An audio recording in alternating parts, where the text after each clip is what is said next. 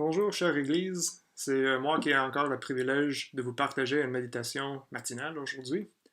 Pour commencer, je vais vous lire le psaume du jour, le psaume 53. Le fou dit dans son cœur, il n'y a pas de Dieu. Ils se sont corrompus, ils ont commis des injustices abominables. Il n'y a à aucun qui fasse le bien. Du haut du ciel, Dieu observe les hommes pour voir s'il y en a une qui est intelligent, qui cherche Dieu. Tous se sont détournés, ensemble ils sont pervertis, il n'y en a aucun qui fasse le bien, pas même une seule. Ceux qui commettent l'injustice n'ont-ils aucune connaissance? Ils dévorent mon peuple, ils le prennent pour nourriture, ils ne font pas appel à Dieu. Alors ils trembleront d'épouvante, sans qu'il y ait de raison d'avoir peur. Dieu dispersera les os de ceux qui t'assiègent. Tu les couvras de honte, car Dieu les a rejetés. Ô qui accordera depuis Sion la délivrance à Israël, quand Dieu rétablira son peuple. Jacob sera dans l'allégresse, Israël se réjouira. Voilà. OK. Je vais être honnête.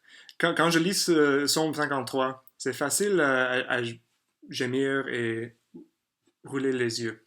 Je l'ai vu être appliqué souvent contre les athées, bien trop, bien trop souvent, pour justifier pourquoi on devrait les appeler fous et folles. Mais quand on y pense, croire en Dieu n'est pas la chose la plus naturelle ou facile à faire.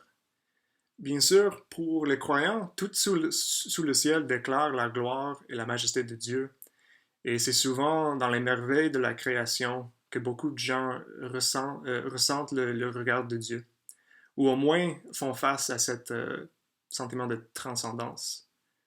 Mais tandis qu'il est vrai de dire que croire en Dieu est naturel d'une certaine façon, ce psaume invite les croyants à faire beaucoup plus d'humilité qu'à première vue.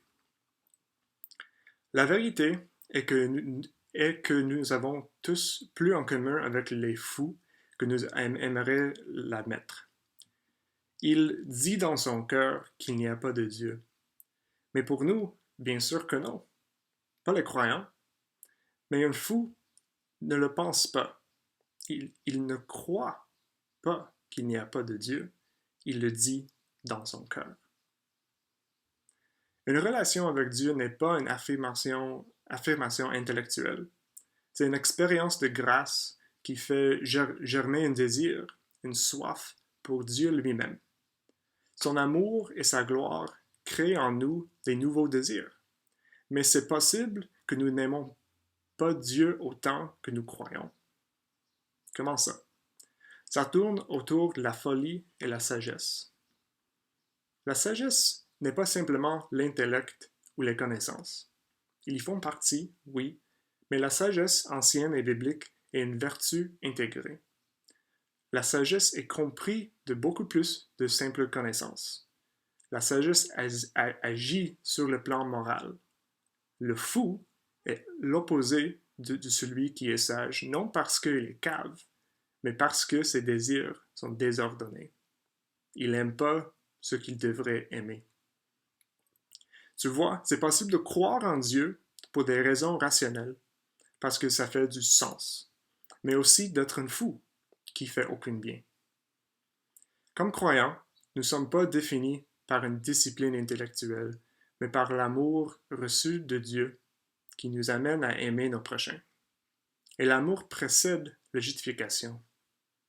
Voilà pourquoi le fou dans le psaume n'est pas nécessairement un athée, mais quelqu'un qui vit comme s'il n'avait pas reçu la grâce de Dieu.